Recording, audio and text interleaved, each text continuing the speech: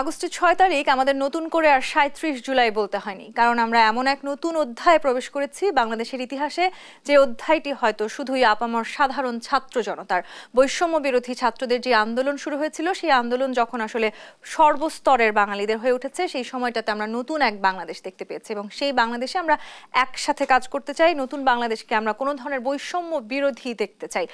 দর্শক, আপনাদের সবাইকে স্বাগত জানাচ্ছি আজকে জেডএসআরএম নিবেদিত দেশ সাম্প্রতিকে। আমি তাসনুভা তন্নি আছি আপনাদের সাথে। ইতিমধ্যে আপনারা জানেন, অন্তর্বর্তীকালীন সরকারের রূপরেখা নিয়ে আমরা সবাই আলোচনা করছি। বৈষম্য বিরোধী ছাত্র আন্দোলনে যারা আছেন তারাও ইতিমধ্যে এই বিষয়টি নিয়ে কাজ করছেন। ডক্টর মোহাম্মদ ইউনূসকে প্রধান করা হয়েছে এবং সেই সাথে এখনো পর্যন্ত যে তথ্য আমাদের কাছে আছে, ডক্টর সলিমুল্লাহ খান, জেনারেল অবসর ইকবাল করিম ভুইয়া, ডক্টর শাহদিন মালিক এবং ব্যারিস্টার সারা হোসেন, ডক্টর আসিফ নজরুল, তাদের কথা নিশ্চিতভাবে জানা গেছে। কি হতে যাচ্ছে আসলে পরবর্তী সরকারের রূপরেখা, এই সব কিছু নিয়ে আজকের এই আলোচনায় আমাদের সাথে দুজন বিশেষ অতিথি আছেন। আমাদের সাথে আছেন এম এ আজিজ, সিনিয়র সাংবাদিক এবং বিশ্লেষক, এবং আছেন ডক্টর জাহিদুর রহমান, রাজনীতি বিশ্লেষক। আপনাদের দুজনকে স্বাগত জানাচ্ছি আজকের আলোচনায়। এম এ আজিজ, আপনাকে দিয়ে শুরু করতে চাই। আমরা অন্তর্বর্তীকালীন সরকারের রূপরেখা নিয়ে আলোচনা করছি, অর্থাৎ নতুন একটা অধ্যায় ইতিমধ্যে আমরা প্রবেশ করেছি, যেই অধ্যায় আসলে রচনা করেছেন বাংলাদেশের আপামর সাধারণ ছাত্র জনতা, এবং যেই আন্দোলনকে আসলে পুরো বাঙালি মেনে নিয়েছে, বাংলাদেশ এক হতে পেরেছে এই আন্দোলনকে ঘিরে। সেখানে একটু আপনার বক্তব্য জানতে চাই। ছাত্র আন্দোলন যখন আসলে পুরো বাংলাদেশকে পাল্টে দিয়েছে, বাংলাদেশের রূপ পাল্টে দিল, নতুন যে বাংলাদেশ আমরা দেখতে চাচ্ছি সেটি কেমন হতে যাচ্ছে? ধন্যবাদ আপনাকে। আমার অভিজ্ঞতা এবং যতটুকু জানি যে বাংলাদেশের এই ভূখণ্ডে, অর্থাৎ সেই পাক ভারত থেকে শুরু করে এত অল্প সময়ে এই ধরনের পুরা জনগণ ছাত্রদের সাথে আন্দোলনে নেমে পড়া এবং এত হতাহত, এত ধ্বংসযজ্ঞ এত স্বল্প সময়ে ঘটে নেই। এখন হচ্ছে মূল কাজটা হচ্ছে যে ধরেন একটা অন্তর্বর্তীকালীন সরকার যেটা বলা হচ্ছে, ধরেন অন্তর্বর্তীকালীন সরকার তো আপনার সংবিধানে এই শব্দটা নাই। এখন আমাদের দেশে তো ধরেন যদি আর্মি শাসন থাকতো তাহলে ওই জারি করে করে প্রজ্ঞাপন জারি করে করে করতে পারতো, তাও নাই।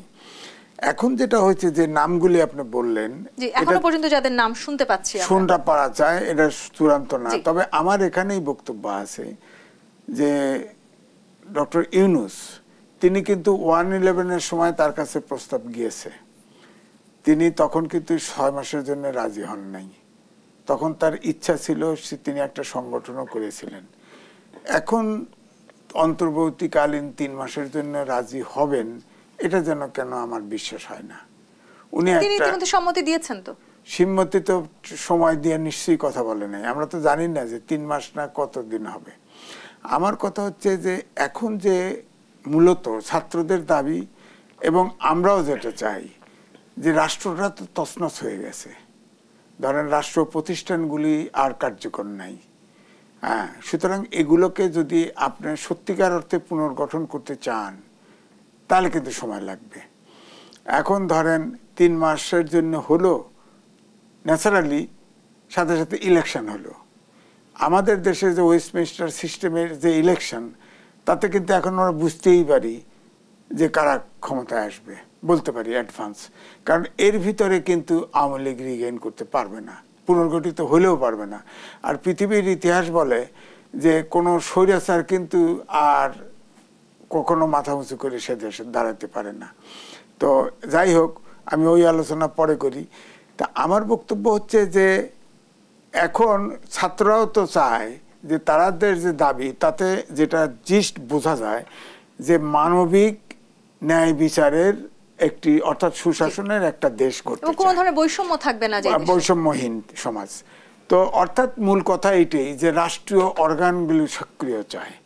এবং সেখানে শুধু তাই নয়, ধরেন ইউনিভার্সিটিগুলোতে, এখানেও কিন্তু ইউনিভার্সিটিগুলো যে সরকারে আসে তার ছাত্রদল, ছাত্র সংগঠন সব দখল করে না, এগুলো তো সবই মেরামত করতে হবে। সব তো এলোমেলো হয়ে গেছে।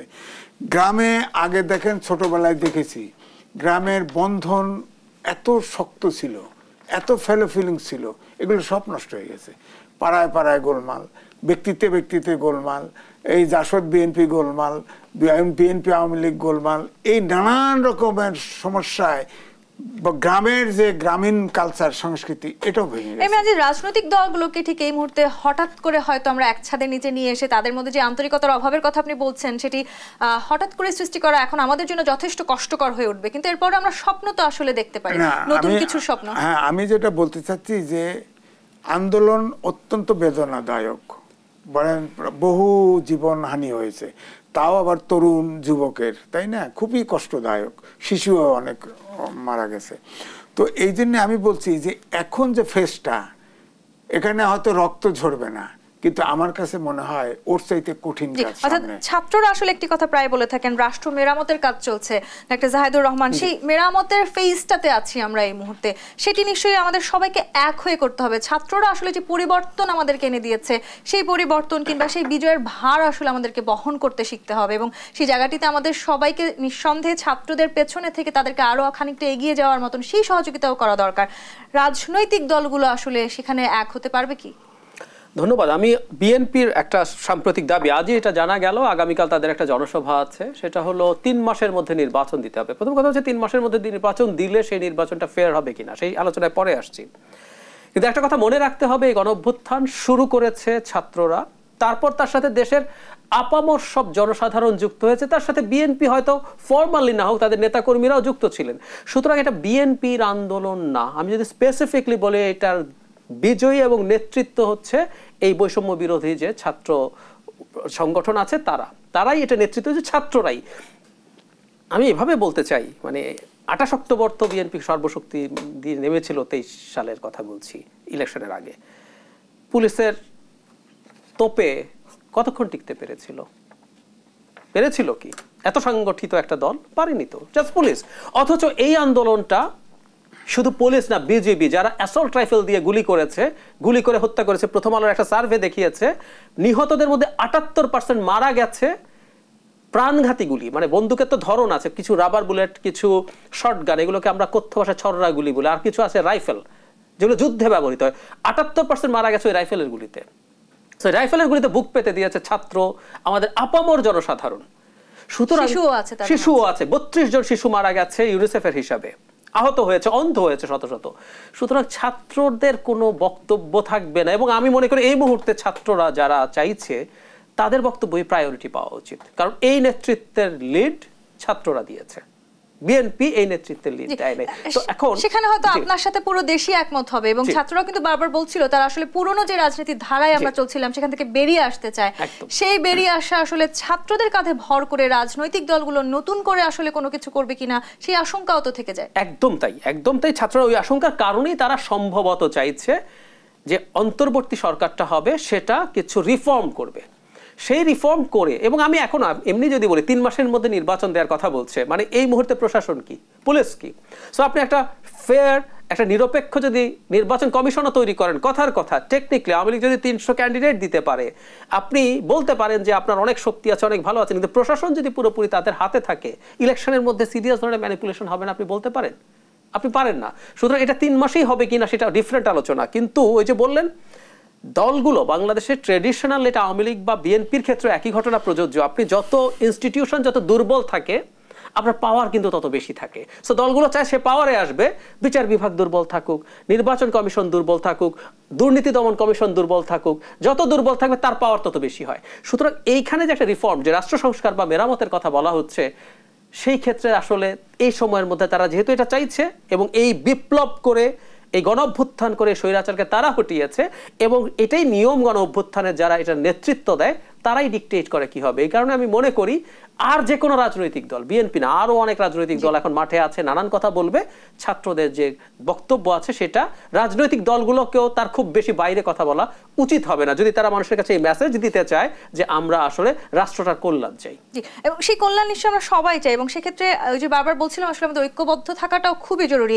এম এ আজিজ, আপনি একজন সাংবাদিক, আপনি নিশ্চয়ই দেখেছেন আসলে এই পুরো যে সময়টা আমরা দেখেছি, যে অভ্যুত্থানের সময়টুকু আমরা দেখলাম, সেখানে নানানভাবে আসলে গণমাধ্যম কর্মীদের উপরে করে অ্যাটাক করা হয়েছে, বিভিন্নভাবে আসলে নানানভাবে তাদেরকে নিগৃহীত করা হয়েছে, সেখান থেকেও নিশ্চয়ই আমাদের ঘুরে আসার সময় হয়েছে। সবাইকে নিশ্চয়ই একসাথে কাজ করতে হবে। আমরা বিভিন্ন প্রতিষ্ঠানগুলোতে দেখেছি ভাঙচুর হয়েছে।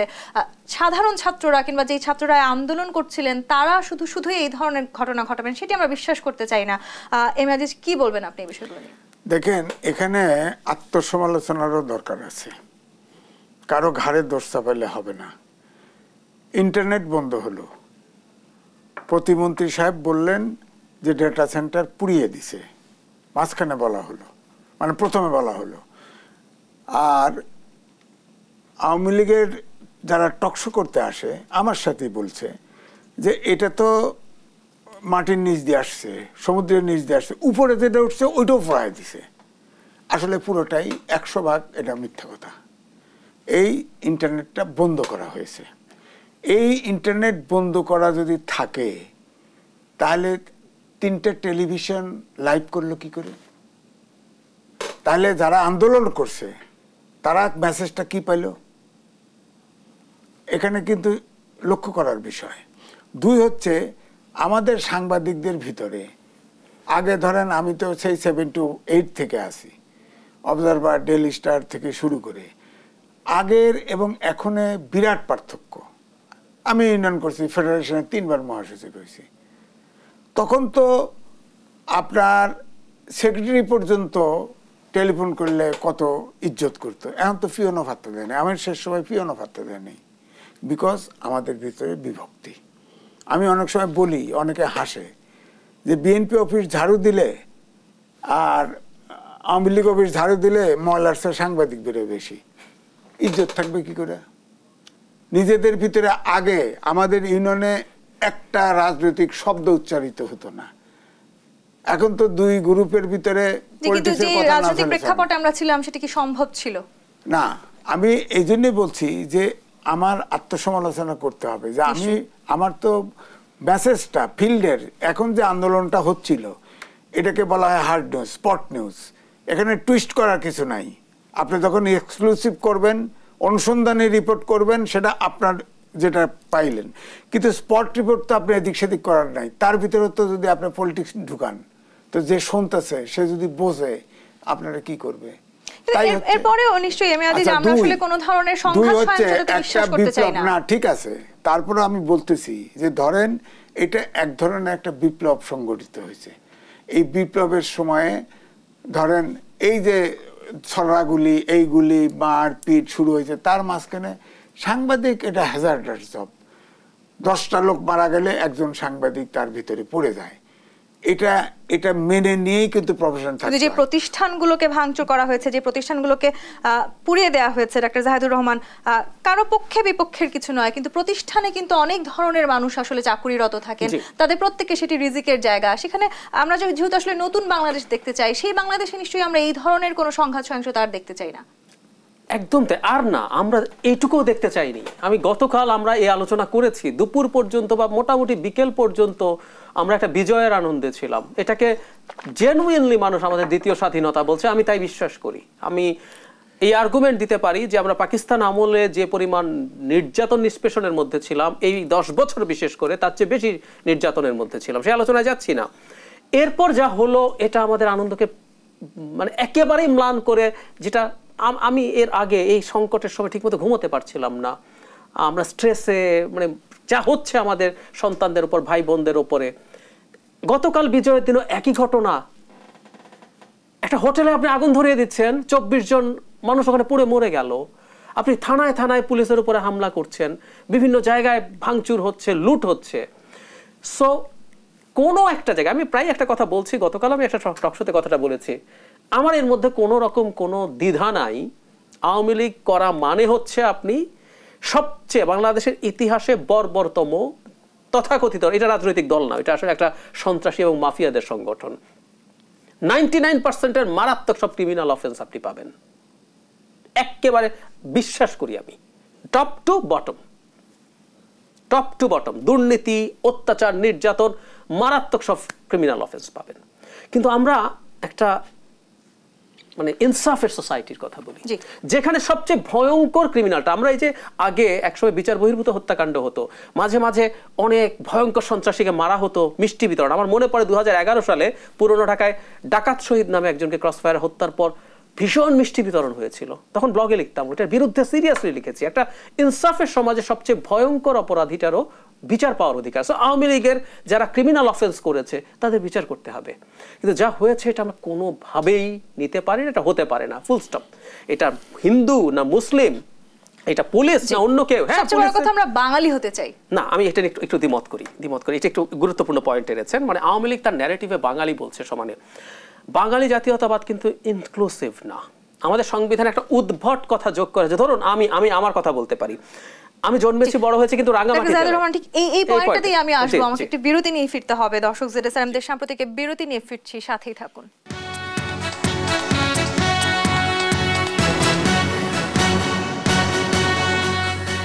ZSRM দেশ সাম্প্রতিক দেখছেন আপনারা। ডক্টর জাহিদুর রহমান, প্রশ্ন রেখে বিরতিতে গিয়েছিলাম, আমরা বাংলাদেশিরা আসলে এক হতে চাই, ঐক্যবদ্ধ হতে চাই, সেটি বাঙালি হিসেবে হোক কিংবা বাংলাদেশি হিসেবে হোক। ধন্যবাদ। মানে বাঙালি হিসেবে ঐক্যবদ্ধ হওয়া যাবে না। ধরুন আজকে পৃথিবীতে খুব আলোচনার বিষয় হচ্ছে আইডেন্টিটি পলিটিক্স। আপনি আইডেন্টিটির ভিত্তিতে যদি মানুষকে ডিভাইড করার চেষ্টা করেন, সেটা ধর্মের নামে হতে পারে। যখনই আপনি বলেন যে আমরা মুসলিম হিসাবে সব একত্র করব, আপনি অন্য ধর্মকে এক্সক্লুড করছেন। আপনি যখন জাতীয়তা, সেটা যদি বাঙালিত্ব হয়ে থাকে, একটা বিখ্যাত ঘটনা বাংলাদেশেই ঘটেছে। আমাদের যখন প্রথম সংবিধান প্রণীত হয়, আমাদের জাতীয়তা যখন বাঙালি লেখা হচ্ছে, তখন মানবেন্দ্র নারায়ণ লারমা, সন্তু লারমার বাবা ভাই, সরি আমি একটু কনফিউজড হয়ে গেছি, উনি এসে বলেছিলেন যে আমাদেরকে কোথায় রেখেছেন। আমি যে কথাটা বলছিলাম, আমি কিন্তু জন্মেছি বড় হয়েছি রাঙ্গামাটি জেলায়, আমার প্রচুর চাকমা মারমা বন্ধু ছিল, এরকম অনেকগুলো ক্ষুদ্র নৃগোষ্ঠী, তংচঙ্গা, ত্রিপুরা, আপনার নাম শুনেছেন, আমি ওদের সাথে বড় হয়েছি, বেড়ে উঠেছি। সো তারা তো বাঙালির মধ্যে ইনক্লুডেড না, আমরা তো তাকে এক্সক্লুড করছি। আমাদের সমতলে সাঁওতাল গারোরা আছে, আমাদের এখানে প্রচুর উর্দুভাষী মানুষ, যারা আটকে পড়া পাকিস্তানি বলছি, বিহারি ক্যাম্প বলছি, তারা তখন বাংলাদেশের নাগরিক, তারা তো বাঙালি না কেউ। সুতরাং আমরা যখনই বাঙালিত্ব বলছি, আমরা আমাদের সংখ্যাগরিষ্ঠকে, হয়তো তাদের সংখ্যা খুব বেশি না, তার উপরে ইম্পোজ করছি। এটা কিন্তু এই যে তুমি কে আমি কে, বাঙালি বাঙালি একটা স্লোগান ছিল মুক্তিযুদ্ধের সময়। এটা মুক্তিযুদ্ধের সময় কাজ করেছে একটা কারণে, যে আপনি মেজরিটি মানুষকে একত্র করে আপনি লড়াইতে নামতে পেরেছেন। কিন্তু স্লোগানটার মধ্যে আপনি এক্সক্লুড করছেন। আজকের বাংলাদেশ অন্তত আমরা যাতে সেটা না করে, আমরা প্রত্যেকে বাংলাদেশি, আমরা এই দেশের নাগরিক, এই রাষ্ট্রের নাগরিক, এবং এটা নাগরিকের রাষ্ট্র, এটা কোনো জাতি রাষ্ট্র না, এটা একটা সিটিজেন স্টেট। এখানে আপনার অধিকার পাওয়ার একমাত্র যোগ্যতা হচ্ছে আপনি এই রাষ্ট্রের নাগরিক, আর কোন রকম কোন পরিচয়। এই যে আমরা আমাদের কনস্টিটিউশনে মানবিক মর্যাদা লিখেছি, এই কথাটা এসছে আসলে universal declaration of human rights এর হিউম্যান ডিগনিটি। বলা হচ্ছে আপনি মানুষ হয়েছেন, আপনি মানুষ, এই কারণে আপনি কতগুলো রাইট পাবেন, সারা পৃথিবীতেই পাবেন, আপনার দেশে তো বটেই। সো আপনি মানুষ, আপনি এই রাষ্ট্রের নাগরিক। আমরা যদি নাগরিক হয়ে উঠতে পারি, যে জায়গাটা জরুরি। আমি প্রায় বলতাম যে গত 15 বছরের আওয়ামী শাসন আমলে আমরা প্রজাও থাকি নাই, আমাদের প্রজার মর্যাদায়ও রাখা হয় না। পৃথিবীতে বহু রাজাকে আপনি পাবেন যারা প্রজাকে সম্মান করেছে, সিরিয়াসলি পাবেন। আকবরের সময় প্রজাদেরকে সম্মান করা হতো। আমরা আজকে পার্লামেন্ট বলি, আকবরের 2টা পার্লামেন্ট ছিল, দেওয়ানি খাস, একটা দেওয়ানি আম ছিল। উনি বসে আম জনতার সাথে কথা বলতেন, আম জনতার কথা শুনতেন, কি করা যায় না যায় চিন্তা করে দেখেন, একটা রাজা, কিন্তু ওরা প্রজা। আমরা প্রজাও থাকি না, আমরা কৃতদাসে পরিণত হয়েছে। আমরা যদি জাস্ট নাগরিক হয়ে উঠতে পারি একটা রাষ্ট্রে, আমার ভোটের অধিকার আছে, আমি একটা শাসক নির্বাচন করতে পারি, বাতিল করতে পারি, আমার অপিনিয়ন নেওয়া হচ্ছে, আমার ইনস্টিটিউটগুলো কাজ করছে, তাহলে দেখবেন এই পরিচয়টুকু এই রাষ্ট্রটাকে পাল্টে। এবং সেখানে সবার আসলে সম্মিলিতভাবে কাজ করার যে আহ্বানটি আমরা বারবার করছি, বিশেষ করে ছাত্রদের মধ্য দিয়ে যে পরিবর্তনটি আমাদের জীবনে এসেছে, এম এ আজিজ, সেখানে যারা অগ্রজ ছিলেন কিংবা এখনো যারা আছেন, যারা আসলে বিভিন্ন রাজনৈতিক দলের সাথে যুক্ত আছেন, তাদেরও তো একটি গুরুত্বপূর্ণ ভূমিকা এখন রাখতে হবে। এই ছাত্রদেরকে সামনের দিকে এগিয়ে নিয়ে যেতে হবে, তাদের কথা শোনাটা খুব জরুরি কিনা? না, দেখেন আমি একটা উদাহরণ দিই। আমাদের যখন স্বাধীনতা যুদ্ধটা কালমিনেট হয়, শুরু হয়, তখন কিন্তু ছাত্ররা কিন্তু প্রথম পতাকা উঠেছে, এবং মুক্তিযুদ্ধে কিন্তু ছাত্ররা সবচাইতে আগে থেকেছে। কিন্তু তাই বলে কিন্তু জাতীয় সংগঠন, আওয়ামী লীগ বা অন্য সংগঠন যারা মুক্তিযুদ্ধের পক্ষে, তাদের কিন্তু ডিফাই করে নাই, অর্থাৎ একে অপরের পরিপূরক হিসেবেই কাজ করেছে। এখন ছাত্ররা আন্দোলন করছে, এটা একটা অসম্ভব বিপ্লব সাধন করেছে, তাই না? যেটি কোনো বড় রাজনৈতিক দলও পারে নাই। হ্যাঁ, বিএনপি চেষ্টা করেছে, পারে নাই, মাঠে নামতে দেয় নাই।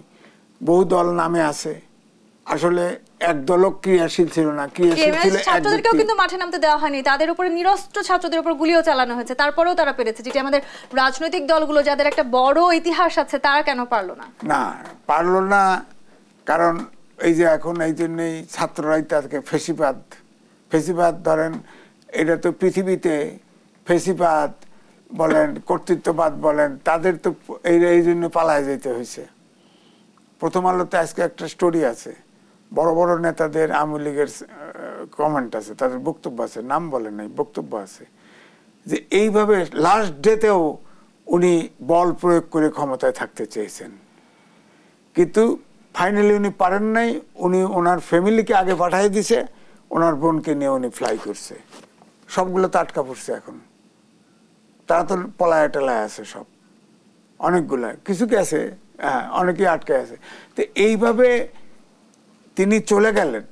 ধরেন যারা টাকা পয়সা তো অধিকাংশই অর্জন করছে, তারা বিদেশে গিয়ে 5 স্টার হোটেলে থাকলো, অনেকের বাড়ি টাড়ি আছে থাকলো, কিন্তু সাধারণ আওয়ামী লীগের ভিতরেও কিন্তু নিবেদিত প্রাণ বহু আছে, তাদের কি করলো? এখন তো আওয়ামী লীগ নামেই তো, আমরা তো এটা চাই না, তাও তো হচ্ছে, বাড়িঘর পোড়ায় দিচ্ছে, মানে আওয়ামী লীগ পরিচয়টার কারণে অনেকে বিপদে পড়তেছে, কিন্তু নেতৃত্ব তাকালো না। হ্যাঁ, এই জন্য আমি বলছি যে আপনার যখন কোনো স্বৈরাচারকে আপনি উৎখাত করেন, এটা একটা বিপ্লব। বিপ্লবে কিছু ক্ষতি তো স্বীকার করতেই হবে, তবে ব্যাপক ক্ষতি, জাতি দেশ ক্ষতিগ্রস্ত হয়ে পড়ে এমনটি করা যাবে না। রাষ্ট্রীয়ভাবে কোনো ক্ষতি হোক সেটি আমাদের না, যেটা ঘটে গেল, হ্যাঁ, আমাদের কিন্তু এটা কিন্তু প্রত্যাশা ছিল না। তবে এখন কিন্তু আমি দেখছি যে প্রত্যেকটা জায়গায় এই ছাত্ররাই কিন্তু কমিটি করতেছে, তারা কিন্তু প্রোটেকশন দিচ্ছে। আজকে সারাদিন তারা ট্রাফিক সিগন্যাল নিয়ন্ত্রণ করেছে। ডাক্তার জাহিদুর রহমান, বল প্রয়োগ করে থাকার কথা বলছিলেন আজই, যে বল প্রয়োগ করে যে আসলে আর কোন সরকারের পক্ষে কোনোদিন থাকা সম্ভব না, সেটি হয়তো এই 2024 তাদেরকে বারবার মনে করিয়ে দিবে। আসলে কি দিবে, নাকি আসলে আমরা যেভাবে চলছিলাম সেই জায়গাটিতেই ফিরে যাব? আমি আপনার উত্তর নিব, একটি বিরতি থেকে ফিরে উত্তর নিতে চাই। ZSRM দেশ সাম্প্রতিক আরো একটি বিরতি নিয়ে ফিরছি, সাথেই থাকুন।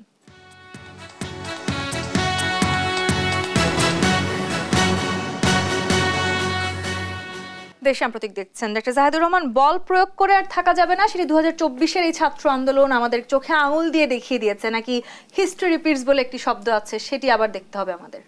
মানে সমস্যা হচ্ছে পৃথিবীর ইতিহাস, দেশের ইতিহাস বলেন, পৃথিবীর ইতিহাস বলেন, সব জায়গায় দুই রকম এক্সাম্পলই আছে। ধরো আমাদের দেশে ওর পতন হলো, কিন্তু বল প্রয়োগ করে 10 বছর এক্সট্রা তো ক্ষমতায় থাকলো।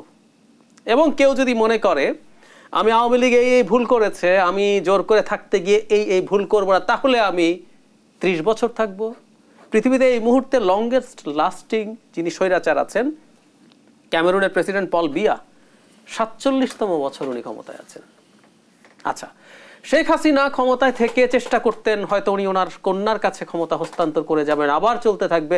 এই উদাহরণ আছে আমাদের কাছে। কম্বোডিয়াতে হুন সেন 27 বছর প্রাইম মিনিস্টার ছিলেন, কিছুদিন আগে তিনি তার ছেলে হুন ম্যানেটের হাতে ক্ষমতা দিয়ে গেছেন, এখনো তার ডাইনাস্টি চলছে। ওই উদাহরণও আছে। শেখ হাসিনা সেই স্বপ্ন দেখেছেন, এখন শিখবেন কিনা ইজ দ্য কোয়েশ্চেন।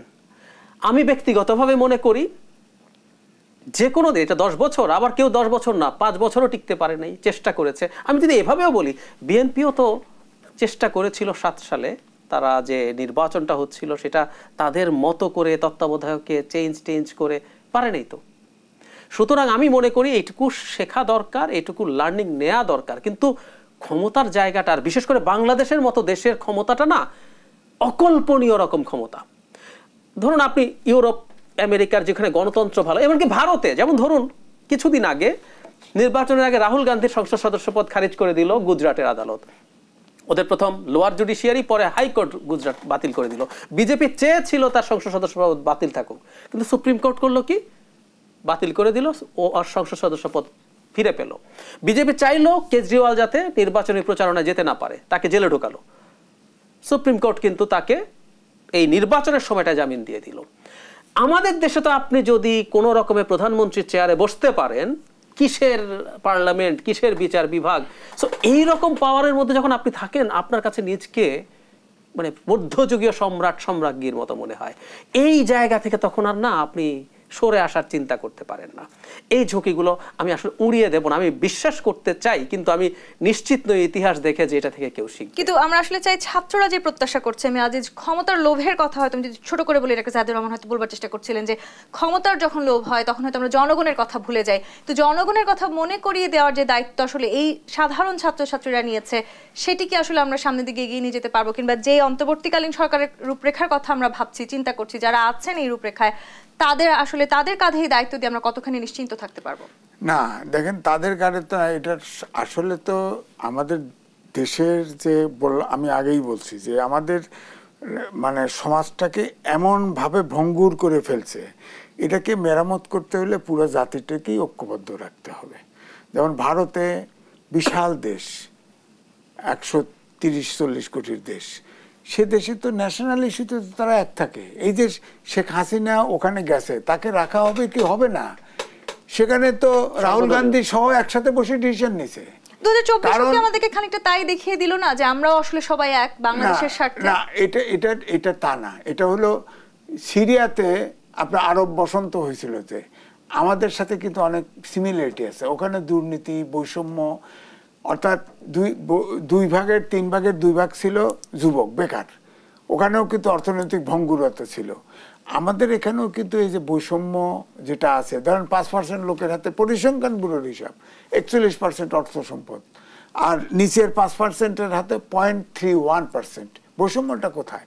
আমরা তো বলি যে পার ক্যাপিটা ইনকাম বেড়ে গেছে, মাথা প্রতি আজিজ খানের ইনকাম আর আমার ইনকাম দিয়ে গড়ে না, রিক্সাওয়ালার ইনকাম দিয়ে তো গড়ে, ওটা দেখলে তো হবে না।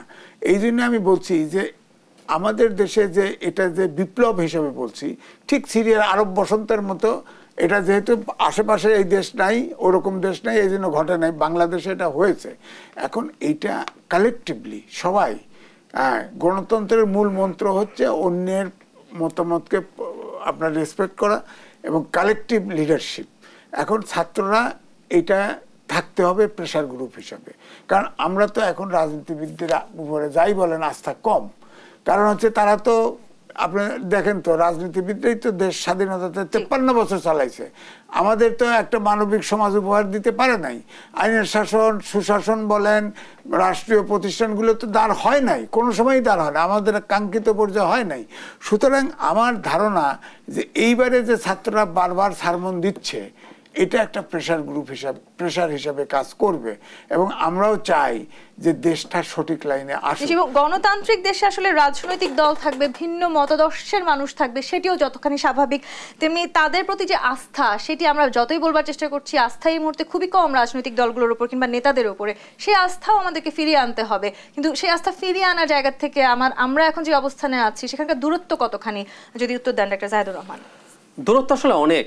আমরা সত্য কথা যদি বলি, আমরা গণতান্ত্রিক ব্যবস্থা বা গণতান্ত্রিক সমাজ বলতে যা বোঝায় সেটা কোনোদিনই ছিল না।